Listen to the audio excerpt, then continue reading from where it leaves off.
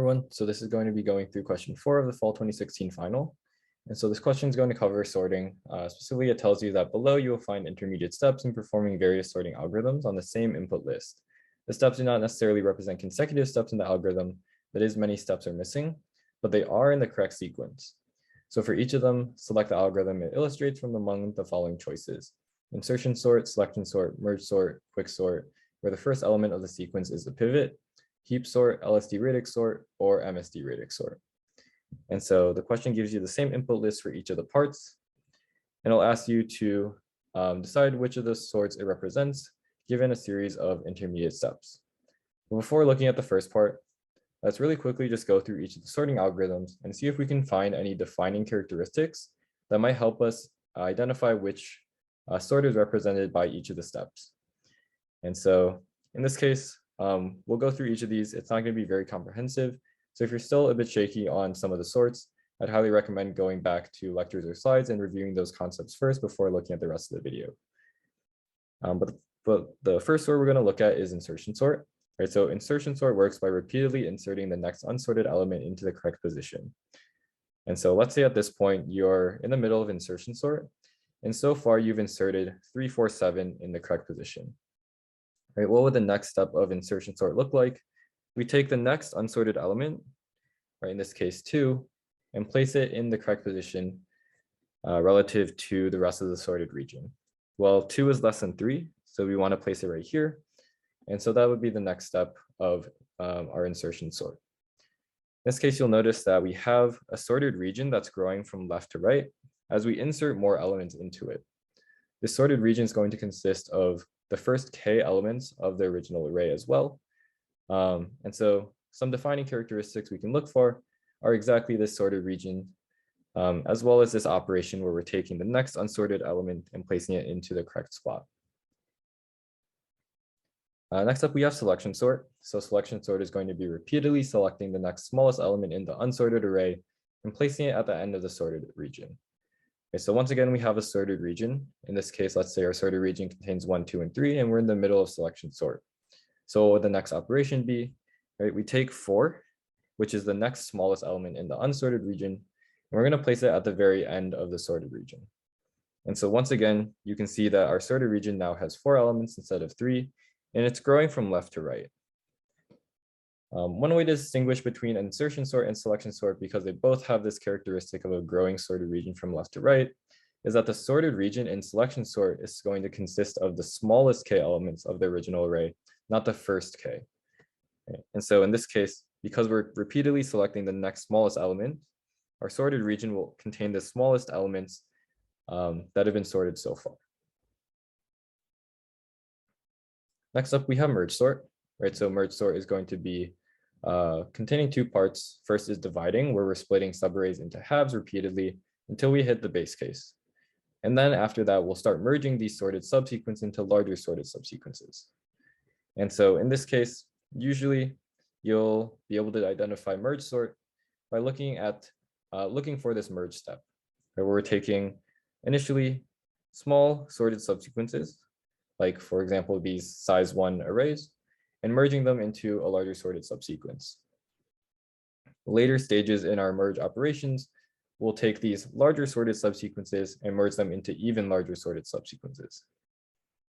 Another characteristic you can look for is, imagine we can draw a line down in the middle, right? You'll see that until the very last merge operation, which is shown here, the 2 halves don't interact with each other, right? Because we're going to sort the left half first and the right half separately before ever merging them together in the last merge operation. And so in this case, if you see this characteristic where the 2 halves are kind of isolated until the very end, that might be a good sign of merge sort as well. Next up is quick sort. So quick sort has this very brief pseudocode here where we're first partitioning the array around a pivot. So for this question, we're choosing the pivot to be the first element within the array. And then once we partition the array, we can quick sort the left subarray and quick sort the right subarray. So let's take a look at one operation here where we're choosing the pivot to be the first element, in this case 4. Right, when we partition the array, we want to place 4 at a position where all elements left of it are less than 4, all elements to the right of it are greater than 4. And so in this case, we place it right here because 1, 2, and 3 are less than 4, 5, 6, and 7 are greater than 4. And so with Quicksort, you're going to be wanting to look for this exact operation where we're basically jumping the pivots around to the right position and then partitioning the array respectively. So 3 more. So we have heap sort, which starts by heapifying the array, which is creating a max heap from the original array by bubbling down elements from right to left. So we'll often be maintaining this max heap through the unsorted part of the array, and then using a sorted region to maintain the elements we've removed so far. And so that comes in with the second step, which is repeatedly removing the largest element and placing it at the front of the sorted region. Something interesting about the sorted region with heap sort is that the sorted region is kept on the right of the array, and it's going to grow to the left. So let's see how that happens here. Let's say we are maintaining a max heap using this first part of the array, which contains 1, 2, 3, 4, and 5. Right. The tree representation of this heap will be drawn here. And so let's take the largest element within the heap, which is 5, and remove it, placing it at the end of the sorted, or at the front of the sorted region. Right. So this would be done by swapping 5 and 1. Once we've done that, 1 is not going to be in the right position for a valid heap, so we can bubble it down to the right position. And so in this case, we would have a larger sorted region, 5, 6, and 7, and the corresponding heap right here.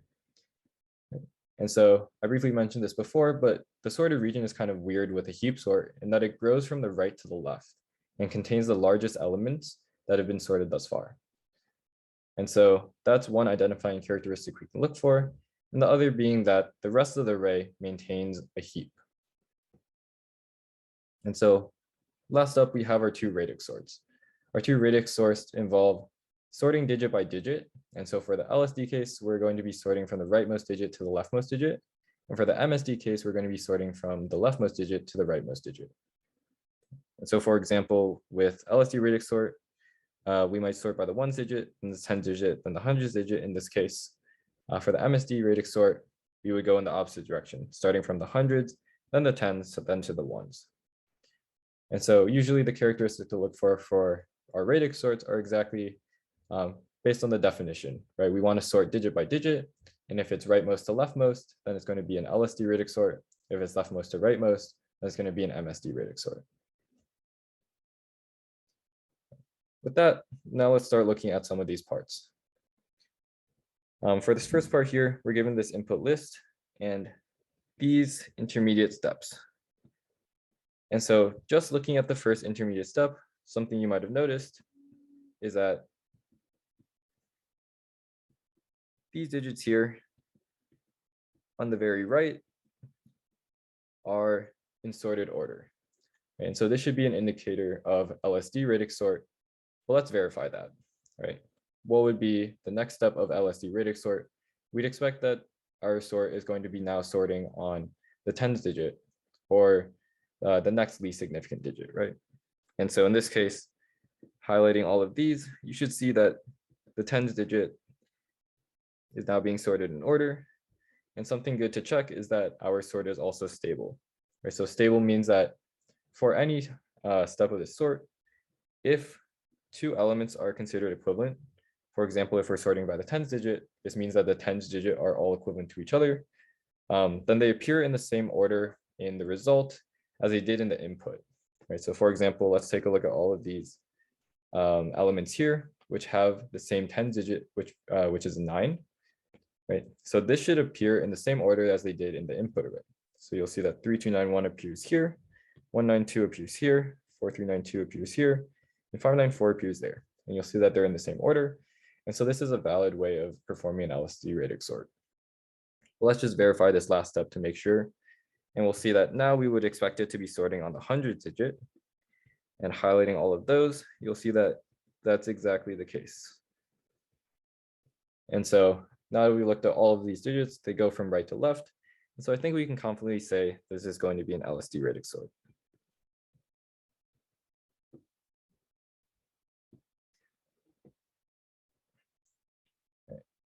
So for this next part, let's take a look first at which elements move to which positions.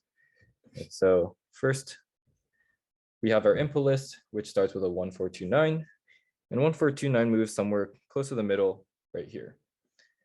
We'll see that a lot of the other elements also move, right? So we have 1, 3, 3, 7, 1, 9, 2, 5, 9, 4, 1, 2, 9, and 1000, all moving to the left of 1, 4, 2, 9, and then 3, 2, 9, 1, 7, 6, 8, 3, 4, 2, 4, 2, 9001, and 4, 3, 9, 2, all moving to the right.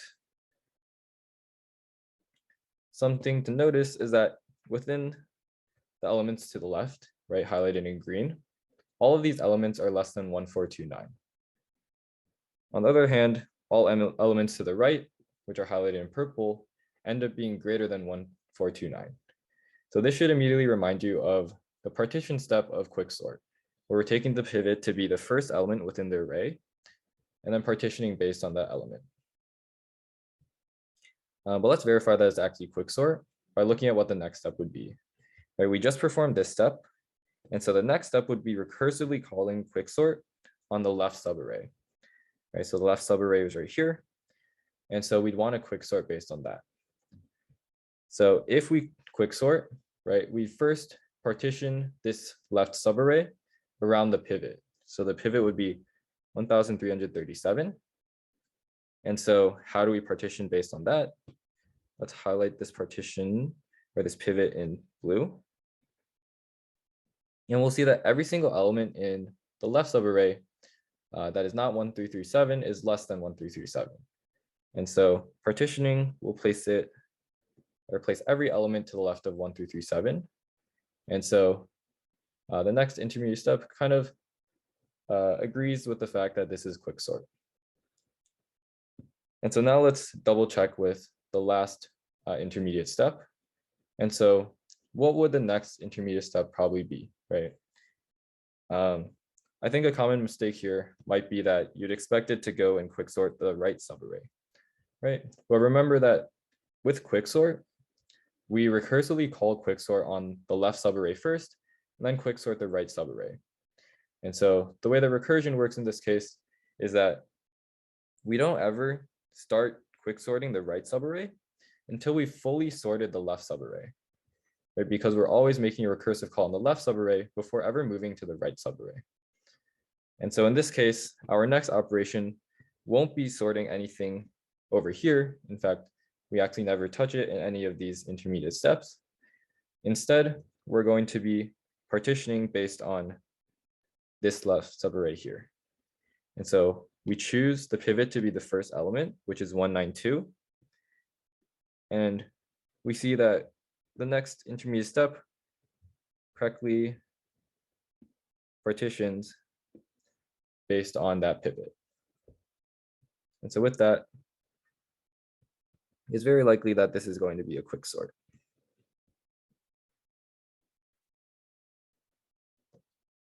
Next up, we have this input list again, which is the same, and these sets of intermediate steps. And so what can we notice, right? Something we notice is that it's pretty interesting, but all of these elements don't move throughout all of our intermediate steps. In fact, they're the same in the input list as well. Something else we can see is that we have a growing sorted region, right? In our original input list, this sorted region contains 3 elements already sorted. So I guess implicitly they're like already sorted in the sorted region. But the first intermediate step is going to expand it to 4, right? The next one is going to expand it to 5. And the next is going to expand it to 6 elements. And so we said before that this is a characteristic of insertion sort because this sorted region doesn't contain the smallest k numbers within the original array, but it does contain the first k, right? Because, for example, here in the first intermediate step, we said we have a sorted region of size 4, and those are the same 4 elements at the very start of our original input list. And so let's just go through our insertion sort and make sure that all of the steps make sense. Right? Originally, we said that these first three elements are already in sorted order. And so we don't have to move them when performing our insertion sort. And so the actual first interesting step is going to be when we want to insert 1337 into the correct position. And so 1337 belongs to the left of 1429 because it's smaller than 1429. And we'll see that in the first intermediate step, 1337 is in the correct place, and we've highlighted the sorted region. The next step would be inserting 192. 192 belongs to the left of 1337. And we'll see that that's exactly where it moves in the next intermediate step. And our sorted region has grown by 1. Our last step might be inserting 594. So 594 should belong in the middle of 192 and 1337. And that's also exactly where it moves in the next step. And so as you can see, with each of our steps, we've taken the next unsorted element and placed it into the right position. And this is going to be a characteristic of insertion sort. So that's our answer.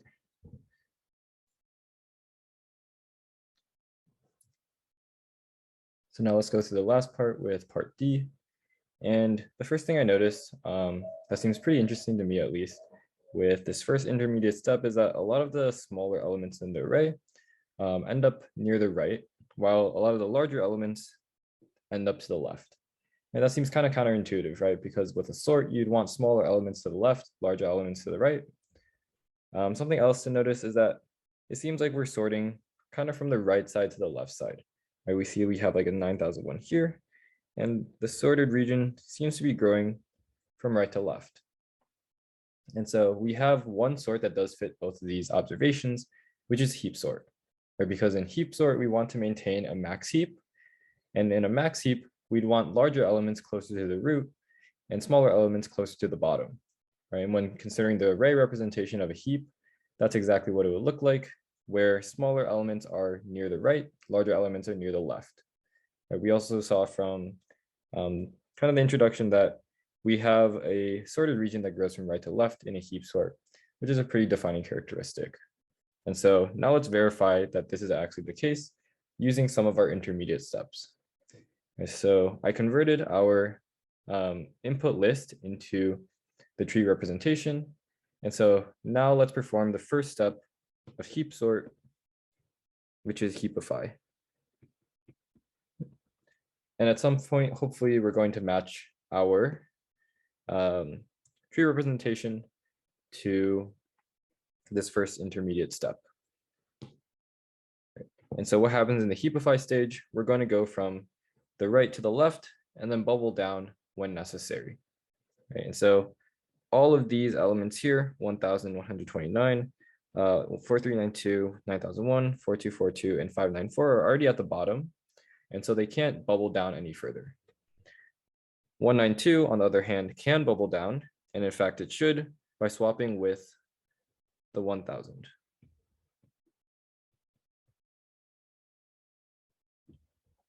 Then looking at 1337, should 1337 bubble down? It should. And it's actually smaller than both of its children. So in that case, it wants to swap with the larger of the two. And so we'll swap with 9001. And so now let's look at what our array should look like when at this stage of our heapify, right? The array would look like 1429, 3291, 7683, 9001, 1000, 594, 4242, 1337, 4392, 129, and 192, right? And the way that we get that is that we want to read it off in level order, like this. And so if you compare what I just read off to this first intermediate step, you'll see that they're exactly the same, right? And so this question is a bit tricky, but this first intermediate step comes midway through our heapify step. And so now let's continue trying to heapify and perform heap sort in order to get to our second intermediate step. We just bubbled down 1337. And so now let's bubble down 7683.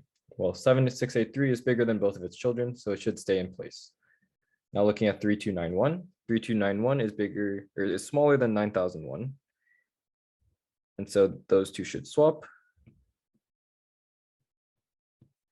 And it's also smaller than 4392. So we bubbled that down as well.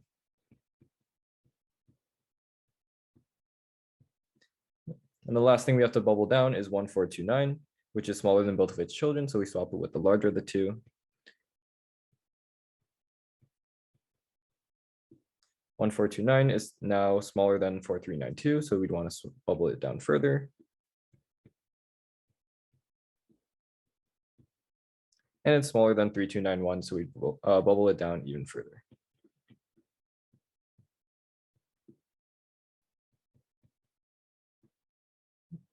And so now we're done with the heapify stage, and we have this max heap. But it doesn't match the second intermediate step. So let's continue with the next part of our heap sort. So this part will be repeatedly removing the largest element and placing it in the sorted region. Right? So let's say that this represents our sorted region. And we're going to fill this sorted region by repeatedly removing the largest element within the heap. So originally our largest element is 9001. And so let's remove it.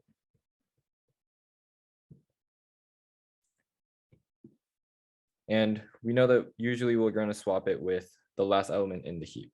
So in this case, 192. Right, so 192 is now in an invalid position within the heap. So we want to fix it, right? And the way that we fix it is by bubbling it down. So 192 bubbles down with 7683. And it'll bubble down even further to 4242.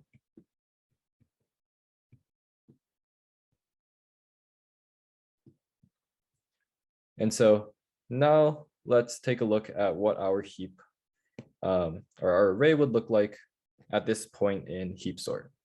Right? We know that the left section of our list should be the array representation of our heap, and the right part will be the sorted region. And so in this case, the sorted region is this 9001, and the heap should look like this. And let's double check that it does, right? 7683, 4392, 4242, 3291, 1000, 594, 192, 1337, 1429, and then 129. And so at this stage, we're actually at our second intermediate step. And so let's just double check that it actually is a heap sort by continuing on even further and matching it with the last intermediate step. Right, so what would the last intermediate step be? We can get there by first removing the largest element and placing it in the sorted region, so 7683. Remember, the sorted region grows from right to left. And once again, we're going to place the last element in the heap at the very top. And so at this point, we see 129 is at the root of our heap. And so let's check right now whether this is correct, right? We have 129, 4392, 4242, 3291, 1000, 594, 192, 1337, 1429, and then our sorted region right here, which is 7683 and 9001. And so at this point, we're at our third intermediate step, and we can say that this is heap sort. One thing to know about this last part is that currently we're at an invalid stage where our max heap is invalid, right? And so in order to fix it, we would have to bubble down 129. And so this last step is kind of midway through going through that bubbling down stage. But with that, we've gone through each of these different parts, looked at all of the intermediate sequences, and found the sort.